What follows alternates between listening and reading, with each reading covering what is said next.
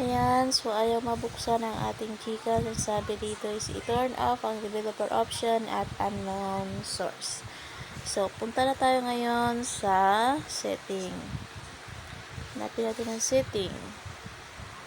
Okay. So, dito na tayo sa setting. Next, ihanapin natin ang developer.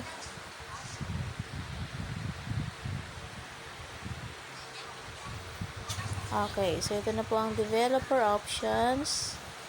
Okay, so i-off natin yan. Yan, so off na. And then, punta naman natin ngayon ang unknown source.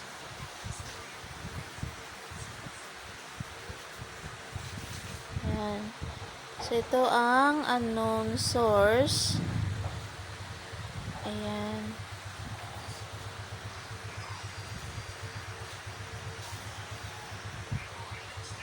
Okay, so wala dito. So, try na natin buksan ngayon yung ating GCash. Tingnan natin kung mag-open na. Alright.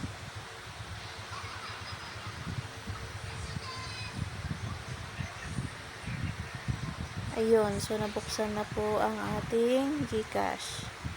So, kailangan nating i-off yung developer option. So, yun lang guys. Maraming salamat po at naway may natutunan kayo sa ating vlog ngayong araw. Thank you very much.